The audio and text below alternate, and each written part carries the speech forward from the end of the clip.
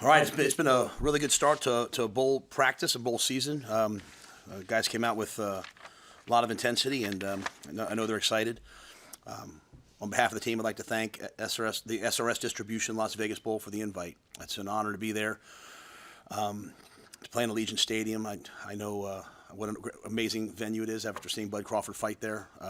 So I know it'll be really, really cool for our guys to have a chance to go to Las Vegas, go to a great town, great city, and have an amazing experience. I know Husker fans will show up en masse, and I'm pretty certain we'll set the attendance record for the bowl. So excited about that.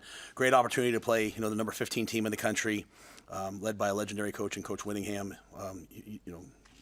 Utah's an outstanding football team. They've only lost to Texas Tech and BYU, two teams who played in the Big 12 championship game. So unbelievably excited about that and the opportunity for our team to get better this week. As it relates to us, I've addressed one thing. We've let 3 coaches go. Don't foresee letting anyone else go. Obviously, Coach Butler, I discussed with you guys.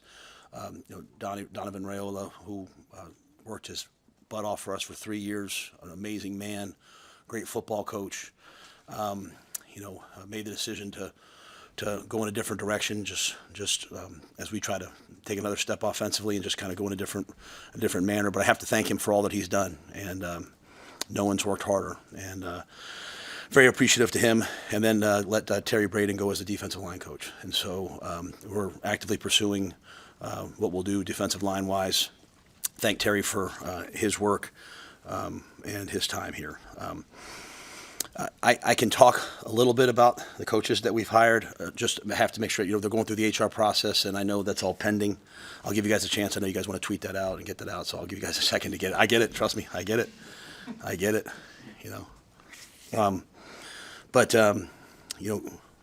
Really excited to add Rob in as our new defensive coordinator. What he did at Idaho in 1 year, what he's done at San Diego State in 1 year. Coordinated top 25 defenses at those levels. San Diego State led the nation in shutouts, held 8 of 12 opponents at 10 or fewer points, ranked at the top 10 in 10 defensive categories, including scoring defense, total defense, and pass defense. The people that I truly respect in this game, Jason Eck, the head coach at New Mexico, Matt Entz, the former North Dakota State head coach, now at Fresno, when those guys are speaking on their behalf, Sean Lewis, his current head coach, and honestly, Andrew Marshall. I went to Marsh, played for him as a freshman, and Andrew had nothing but great things to say about Coach. So excited to get him here. He'll get here, go through the HR process, and be around our guys. Phil Snow's doing a great job as a defensive coordinator. So he's working. Phil will coordinate the defense, call the defense, do everything through the bowl game. Coach will be here through the 21st. We're gonna let the guys go, and then on the 26th reconvene in Las Vegas. So I'm anxious for him to get to know our players, get to watch our staff, and kind of move from there. And then Jeep Wade. Jeep is really respected as one of the top offensive line coaches in the nation, 22 years of experience. Over the past 3 years, Georgia Tech has ranked 7th nationally in the fewest sacks allowed, 9th in rush yards per attempt, and 13th in rushing yards per game. He's a guy that I've known for a long time, never truly worked with, but been around him, and he's excited to be here. So excited for those guys to join it. As I said, we'll work on the defensive line and look forward to working on that with Rob as we move forward. So with that, I'll take your guys' questions. I know you'll have quite a few. Who will coach the defensive line in the bowl game? Phil Simpson, when Snow took over, Snow wanted Eckler to get involved in the defense, and so Eckler's been down there with the edges, as has Phil Simpson, Ira Lewis, and if we make a move with Rob with someone, they might come in and help us as well in the bowl game. I think it's really important that the players. I think it's really important the players get to know the guys that are going to coach them for next year, and the coaches have a chance to see the guys. That's why Jeep's in here now. He's coaching the O-line. I want to make sure that the guys have a chance to really see what it's going to be like. Obviously, you appreciate the work that Donnie and Terry did, but the fact that you're making changes on the offensive and defensive line coaching, is that reflective of what you felt like didn't get done late in the season or even all season? Yeah, I think it's more for me as we move forward. As I talked to Rob, he had some visions of how he wanted it to be, and so that was an area that, he had some notions about, hey, I want, this is important to me. So, I think it's important that, to have the coordinator come in and have like, hey, here's your staff. That's really hard to do. And so have some people that are familiar with what he does, so it's, I think that was on one side. And then I think just, in terms of on the offensive line play, just, as we move forward kind of with Dana's offense and where we want to go, just looked at, there's nothing about what happened before we, it's just really just looking at Jeep and the recruiter that he is, just the scheme that he runs. I think it fits really well with Dana. So, at the end of the year, I thought we ran the football. I was very complimentary of our offensive line, so I don't. It's nothing about that. I think, like I said, I think Donovan's one of the best offensive line coaches. I just think this is just a fit thing for as we move forward, and I don't want to minimize, Jeep's impact. I think we can have in recruiting. We'll probably announce another addition here at some point that I think will also have major impact, but it's just not done yet. I don't want to say it until it's done offensively. So I think there's some things that we want to do moving forward that don't necessarily reflect like anything that we didn't do past. It's just, hey, how do we make this jump? Like we've gotten ourselves to be a respected football team, but we want to become a great one. And just bringing in some guys that I think can help us do that. Beyond his resume and just what Pierce said about Rob Arich, what about his personality kind of grabbed you, I guess, as you talked to him about the job? Well, the biggest thing with Rob was like, is purely the tape. I mean, when I watch the tape, it's the play style that I want. You just see people flying around. You see people playing at a really high level. And to me, for both stops, whether it was Idaho or whether it was San Diego State, it was in his first year as coordinator. It wasn't like, hey, this is going to take 2 years. This is going to take 3 years. It was like right off the bat. So I just fell in love with the tape. I fell in love with the film. The interview was very, very non-traditional. I mean, we brought him in here on Saturday. First thing he did was he sat down with Phil Snow and met with him for an hour, talked, and then went with Susan and Jarrett, and they toured the building, and then met me and my son, and we went over to Firethorn and sat down and showed him a couple neighborhoods and sat down and had lunch, and then he went and watched three youth basketball games with me, like no PowerPoint, no chalkboard. He had to just talk football with me with the chaos of a basketball gym and all that, because that's to me, that's a lot of this job is like, anybody can prepare, anybody can present, but who can think fast? And I was just honestly, I was blown away. I canceled a couple of interviews and just, still a couple of people I wanted to talk to in terms of references, but some of the most respected people I know said, you absolutely need to hire this guy. So I think it was his personality, but as much as anything else, it was the tape. As far as the roster, we've seen some of the guys that have declared for the portal. I think Caden and Parker, Emmett's out for the bowl. Rocco's out. Is there any other guys that have opted out of the be part of the bowl besides that group? What I've said to the guys is, if they're not sure, if they're like, hey, coach, I'm going in the portal, like then just go ahead and go start to live your life. If they're trying to make decisions, like we're meeting with guys, talking to guys, like hey, I really want to be here. I'm not punishing guys. But if they know that, hey, this is, I'm going to move on, then, just go ahead and move on. Let's go to the bowl game with the guys that definitely want to be there. There might be one or two other ones I can think. There's no one that's like a starter that's opted out or anything like that. I know there were some questions about McCullough. He was just I think was just letting everybody know, hey, I can't wait for the NFL, but he's going to play in the game, and he's been practicing. So no one that comes to mind. If you ask me a name, it might hit me, but obviously the two you mentioned. Just to be clear, are you saying there could be more changes on the defensive side, assistant-wise? I'm not going to fire anyone else. There could be some, additions. There could be some restructuring, but the moves I'm making are over. I think. And let me say this. I'm sorry. Let me make it very clear because I don't want you guys to come. There's some young analysts and QCs in them who I've just for their own development. I've said, hey, it's time to go get jobs. But that's a different thing. They're not fired. It's just like, hey, you've been here for a couple of years. It's time to go. It's time to go get your own position group. I think that's, when I came up, you were a GA, and then you went and you coached Division II or 1AA and worked your way up, and now you can make a bunch of money and work out in this building every day and eat lunch in the best training table in football. And I'm trying to tell some of these young guys, hey, it's time. They're really good coaches. It's time to go coach. So, but in terms of like the position coaches or something like that, there's no other moves that I intend to make. What's that conversation like with Arich? Does he have some autonomy in that? Yeah, 100%. Yeah, we've talked through all of this. Yeah, we talked through all of it in terms of this is where we see it. He'll come in and I always ask, kind of like Dan last year, hey, just watch the guys coach, and see if they're a fit for you. So could he come in and say, man, I absolutely can't work with this? Maybe, but Addison Williams, I think, is one of the best DB coaches in football. So, he's here, So, but yeah, I look forward to working with Rob. He kind of came in as we talked, like, hey, here's who I'd like to add in, and so, I think the positions are there for him to do that. Not that any opponent wouldn't get your attention for a bowl game, but Utah is really good. So the challenge of doing all of these things while simultaneously preparing for a team that's a 14-point favorite over you guys, how do you balance those two? Yeah, it's why you have Phil Snow. It's why you have Daniel Holgerson. Why you have Mike Eckler, right? I mean, Phil is a rock, and from day one, like, it's been like, hey, Phil, I need you to do this, and it's like, hey, let's get it done, right? So, even Eckler, doing double duty. That's why you have guys like that. So to step up and get our players to play well and get our players to play better, we were a defense that was top 15 in the country going into our last two games, and we were a defense the last two games that had what happened. And so I can't control who we play. I can't control how good Utah is. I can't control the guys who said, hey, I'm not going to play in the game. But the guys that we do have, we have to play better than we played those last two games, right? And so I can think of no better person for that on defense than Phil, right? I mean, it's not going to be scheme. It's going to be effort and technique. I can think, no better person than Dana, and I'm excited than X. So I'm kind of handling all this stuff. Pat Stewart's handling personnel, and those guys are handling the football stuff. And then I think, like I said, I think Rob getting here will really kind of help us just all, settle down. And I think the players have been really good about it. So. Get players' attention pretty quickly just with the way they play, and their style seems a little bit more like the Big Ten.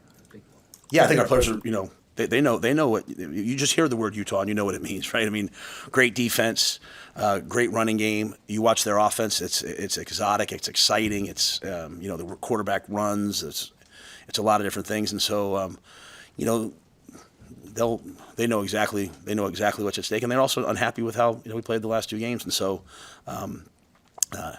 TJ's going to have to get healthy. We can't have him not be able to move around the bowl game. This is a great opportunity for Isaiah Mackay and Quentin Ives at tailback. Someone's going to step in at right guard for Rocco. So yeah, I think guys look at this as a great opportunity versus a great team. Hey, Matt, to clarify, when you were talking about Jeep Wade and you mentioned another addition that could have a major impact, you were referring to the offensive side Yes, as sir. well? Yes, sir. Okay. Yeah.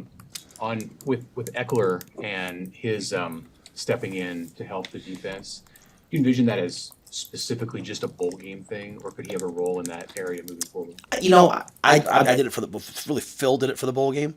I think Mike's one of the best coaches in football. So if Rob sees value in that, I think that part of this is Rob getting here, having in his mind, hey, here's the guys I want to bring. But seeing, we have some great defensive coaches, right? So how am I going to utilize these guys, or what's the fit? So I don't know what it'll be with Mike yet, and I think it'd be premature. I probably need to spend some time with Rob and just kind of look at it. What kind of sense did you get about Rob's energy, like his personality and the kind of energy that he could potentially bring to the coaching staff and the locker room? Yeah, he and Jeep both remind me a lot of. I've known Jeep a long time, so let me just say that but he reminds me a lot of Eckler. Like he coaches with tremendous energy and passion, and that's also what I see from Rob. I haven't coached with Rob, so I had to really go a lot off of go back to Andrew Marshall and kind of his experience with him, but also just the way they play. I mean, so in the interview process, that's kind of why I wanted to do that thing. Like, I talked to him a bunch of times on the phone, but when he came here, I wanted to spend time with him in different places and just see his emotional intelligence and see how quick he was on his feet. I think he's going to be a guy that brings a tremendous amount of passion, to what we do. Did you know somebody played in those basketball games? My daughters, yeah. I don't just go to youth games. I mean, it's a little creepy. I'll say, yeah. No, my daughters were playing. Yeah, my daughters. Hey, Coach, you mentioned that. I can't believe that question. No, I'm sorry. No, I went and saw my daughters play. Yeah. Coach, you mentioned TJ is getting healthy. How's he doing recovering from the hamstring? Say it one more time. I'm so sorry. How's TJ doing recovering from the hamstring? Yeah, TJ practiced yesterday. So I mean, I thought it'd be a little bit longer, but he was out there. He was out there at practice. Now he was doing Indy and things like that. This is a big week for Davila to get a bunch of reps. So we really are kind of working him a ton, but he'll take some team reps tomorrow. So he looks way further ahead than I would have envisioned. Since you made the announcement about Donnie, have you spoken with Dylan about that specific move and about Dylan's future here? Yeah. Again, I'm so sorry, but you guys know I'm not going to talk about any player's future. Like, I'm just not doing that. Like, that's their job, right? That's each player's job. If they have to announce their own things, because I would never want to misspeak. But yeah, I talked to the whole team about Donnie, and certainly to Dylan. I mean, that's his uncle. He loves him, right? So. I certainly talked to him, but I talked to all the O-linemen. I talked to all the guys. I mean, Donnie was loved by a lot of guys. And so, at the end of the day, I don't like firing people. I don't like affecting their families. I don't like moving on from people. But I do have to do what I think is right for the program. And, so I certainly talked to Dylan, and I certainly talked to all the O-linemen. I talked to talked to the team. In terms of people's futures, I think that's up to each person, right? Like Emmett came and saw me and told me, hey, this is what I'm going to do. And I told him how proud I was of him, but like, that's his announcement to make, not mine. So. Speaking of the running back position, like how do you lay it out to Isaiah and Quentin and Mekhi now that they know Emmett's not going to play in that game and they have an opportunity? Just that. I mean, I think like they've been waiting to get on the field, and so I mean, you can think about it. You even think about a guy like Kenneth Williams is what was he, second team or third team All Big Ten kick returner? Second team all, we had two All Big Ten guys in the running back room. You know what I mean? Like now one's a kick returner, but like what if Kenneth gets in the game and takes a speed sweep? I mean, can he do that? You'd say based off his kickoff returns, he probably can. So I think all those guys are kind of chomping at the bit to get their opportunity. They're competing in practice because you're not going to play four backs, so they're competing. But we've seen all year in practice what Isaiah can do. There's no doubt in any coach's mind what Isaiah can do. There's no doubt in any coach's mind what Mekhi and Quentin can do. We've been big believers in them. They just had to wait their turn behind a guy that was really, really hot. And we weren't playing 80 plays a game. We had some long drives on defense. Those guys might get a touch here, a touch there. When they got their touches, I always thought they did something really good. So to be quite honest with you, I would have loved for Emmett to play in the game. I would have loved for him to I wanted to see him try to catch Amir. I love Amir, so I wanted to see, for single season yardage and all those different things. But this is probably a great thing for these guys. And so, I'm anxious to see how they play, and I'm anxious to show them to show what they can do. And so that's really been my thing. I was like, hey, you guys know what you can do. You got your opportunity now. Go do it. So. Do you feel like you want a hot hand going into the bowl game, or are you willing to kind of balance those carries? Yeah, so historically, what I've always preferred is to have really three backs and two backs play, and one back be the next guy. So I've always liked to have a 17 carry back, and one guy gets 17 carries, and one guy gets 14, right? Or one guy gets 20, one guy gets 10. This was just a unique year in that Emmett was on a tear, and we just stayed with Emmett. And because of his running style, he never you could think back on this year. How many times do you ever see Emmett take a big hit? Because Emmett is such a start and stop, make you miss type of a guy, so he never took a big hit. So I think we'll probably play two of them, and but with maybe and we'll have to see how this next couple weeks go, and then Dana has to make some decisions, and then Quentin's always kind of been the backup third down back, so maybe that's his role too if he's not one of the top. I don't know yet, but Dana and EJ, I think EJ's done a great job. Dana and EJ both will have a lot of decisions to make, and the guys will compete it out. You might not know with TJ when he can come back, but when do you hope he could come back? Well, I think he'll practice on Wednesday. I think I think the biggest thing is I want him on game day to be able to use his legs. I mean, you're facing a Utah defense that gets after it, right? So if he's having to play like he did at Iowa, where he just couldn't quite move and had to stay in the pocket, that would not be to his best interest. And so we'll be methodical to get him healthy for it. And then this week is sort of like a developmental practice, developmental stuff, and then we do a true Utah game week next week, and then a second game week at the bowl prep. So I certainly would love to have him have both of those game weeks full speed. As Coach Holderson mentioned a couple of times after his injury, is Dylan still fully involved in practices, meetings, team activities, that sort of thing? Oh yeah. He just, it just looks different, right? He's in treatment, or but he's we were walking over here. He was on his scooter going into treatment. So. Yeah, Dylan's done everything. At the bowl game Last year, there was some personal attachment for you going to New York City. Is there anything about this group that's unique about going to Vegas? Well, I just think, the one thing that's really special, it really speaks to, our fan base.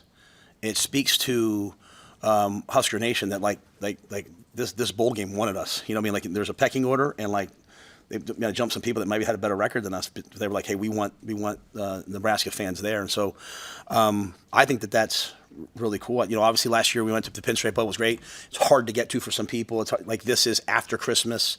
This is New Year's Eve. It's a great destination. When you look at what we did our fan base did at Maryland and what we did at UCLA, I've never seen anything like it. And so I just, obviously Utah's red too, but I just foresee, just Husker fans. I mean, that's the one thing that's unique. A lot of schools, you're a fan of your school and then you move off somewhere and you kind of become a fan of that local team. Nebraska fans stay Nebraska fans. And so I could just see how easy it is to get to Vegas, just having an unbelievable crowd there, unbelievable experience. And so this bowl game matters to our team, and like I said, it's a great opponent, so it should be a great experience. And to be back playing on New Year's Eve, we'd like to play in the New Year's Day, we'd like to play in the college football playoff, but for where we are right now, to get to a New Year's Eve bowl and play a 10-2 team, we're excited. USC game, you guys Sorry. Go ahead. in the USC game, you guys held them significantly below their average. Now you're facing another high-powered offense. Obviously, there's some differences there, but do you take anything from that game or draw anything from that to apply to this bowl game? Yeah, we didn't. We weren't last two games. We weren't as physical, and we didn't play as hard on defense as we had and play with as much technique. And so I came in here after that game and said to you guys, if it gets toxic, if it gets whatever, put it on me. Phil Snow has said, put it on me now. So Phil's taken this really personally. And Phil has challenged the coaches to coach better and put our players in the best position possible. So we played USC, and if you go back to that game, I think it was 5 plays in a row. There was over a course of 5 plays, we gave 150 yards. Other than that, we even played better than that. Again, I can't control how great Utah is, but we can certainly be more proud of the tape than we were the last 2 games. And so whatever the reasons are, I have to figure those out. What happened the last 2 games? I've tried to address it. And now Phil Snow has to get the guys to go out there and play at a high level. And so, we know we did some good things this year. We just ended it on a really bad note, and that has to be improved. You touched on it, but just how much are you looking forward to having a traditional bowl instead of having Christmas thrown in there? And just spending that much more time with the guys. Yeah, I mean, I think it's going to be great, and just to let the guys be able to go home for Christmas if they're able to. I mean, I think that's they might be flying on Christmas Day, but at least they get some time at home with their families. I think it's great. We want bowl games to be a reward. We're sitting out there. Jarrett and I were sitting out there yesterday watching practice and watching all these young guys fly around, and he's like, just think of how beneficial in a time where people are saying should we play in a bowl game? A bowl game's worth it. It is so worth it. Just to see the guys practice. But I'm anxious to go out to Las Vegas. They've done a great job with the bowl prep with in terms of the events and things like that. I think our guys are going to have great experiences, and to me, that builds team when they have good experiences together. So I'm anxious for it. What did Marshall tell you about Orange? He said to hire him. He said, I said, what do you think? I mean, he was like, no, he's like, Coach, he'd be a great fit, And I think he's talking to you guys today. Marshall's talking to you guys today? Yeah, if he can. But, I think it was really important that you hear from his perspective. But, to me, when a player says something good about a coach, it's like, all right, the guy must be a really good coach. And he just said, hey, Coach, he'll do a great job. He'll coach a great system. That's one of the biggest things I wanted. I just want, Tony had a system. I probably put John in a really tough place, and that John came in and trying to keep the system that we had gone down the path of, so I probably did not do a good enough service to Butler. So in this reboot, I know the style I want to play, which is fast and physical and violent. I think you've mentioned a couple of times how fast we looked in the first year and how it's kind of every year looked, and I just can't live with that, right? So I wanted a system. I didn't want game plan plays. I didn't care if it was 4 down, 3 down, 5. I wanted someone to come in here and show me here's how we're going to win the Big Ten. And his system, he's a 4 down quarters guy coming out of sort of that family of people. And I love that part about him. And Marshall was just like, Coach, he's a great coach. And so he has the energy, he has all that. But like you always hear when I talk about Eckler, the thing I always talk about is he's a great teacher. He has got a great system. You know, some of his assistants that are working under him, like people are trying to hire them right now because they want Eckler's system. It's not Eckler's energy. It's not the blood on the face on the sideline. It's the teaching progressions are so elite. They're so elite that like he could leave tomorrow and we would be doing the exact same things that Mike's brought to us. So he's made our program better. I want the same thing on defense. So on the 4 down thing, do you actually feel like it might be a fit for some of the players you currently have more than what you were trying to do this year? Yeah, I think again, I think the guys we have coming back next year, and again, we all know that there's, you know, things change and all that, but I think like some of our guys that were like 270 pounds that had to play inside, we want them to be able to play outside. You know, we want to have 270-pound ends. You know, we want to have, and so I think it'll be a fit for who we are. And then, you know, we have some of our bigger guys that are coming along and developing, and then, you know, we have a couple really good young, like you think about, like we signed Tyson Terry and Malcolm Simpson last year, and are excited about them, and they get back in the fold. And so, but I think, you know, when I look at the guys we have, I look at the Juaneris, the Cam Lenharts, the Pet Shocks, like I say to myself, like you get in a 4-down structure, those guys aren't having to play 3 technique. You know, Keona to me, when I can have him go be outside and set the edge, he's gonna be really good. And so that 4-down structure, you know, it fit. I thought the 3-down stuff that Tony brought was also some 4-down too. It was really good. We obviously had a lot of success with it, but we're going to kind of just move in this direction now. Go ahead, Amy. Big picture question. There are some teams out there that have opted out of bowl games this season. Just what are your thoughts on that? I have no thoughts. You know, I don't know their situations. You know, I know that, you know, how much pain I was in the first year that I was here when we were 5-6 and lost the last game and didn't get to go to a bowl game. I know how much those guys wanted to go to a bowl. I remember students stopping me on the street being like, Coach, I came back to school for one more year. Can you please, we don't care what bowl game it is, just get us to a bowl game. So I'm unbelievably grateful to be in a bowl. And I think I love football. I hate like this week where there's no college games on. Like I can't wait for bowl week. I want to watch all those games. I would hate to talk about other people's situations because they're all in unique situations. But for us, we're going to play as many games as we can ever play. So, Can you speak to just what the environment with your personnel staff is like this month, considering that we see a lot of announcements, you know, so-and-so intends to, at other schools, intends to enter the portal. You know, we don't have the portal open this month, but so how does that play out in the offices up there as far as getting ready for what's going to happen in January? Yeah, I mean, it's why Coach Saban said it, and it's why like a bunch of us in the Big Ten meetings voted to have a May portal, right? Because it's still the chaos of this, right? Like kids should go to school for a year. They should go to college and be there for the fall and then the spring, and if they're, you know, so that's why Coach Saban said it so well on College Game Day. You got coaches opting out because they have to go get their roster built for their next team, and it's just it could have been done differently, but you know, it is what it is. So yeah, I mean, our guys are working.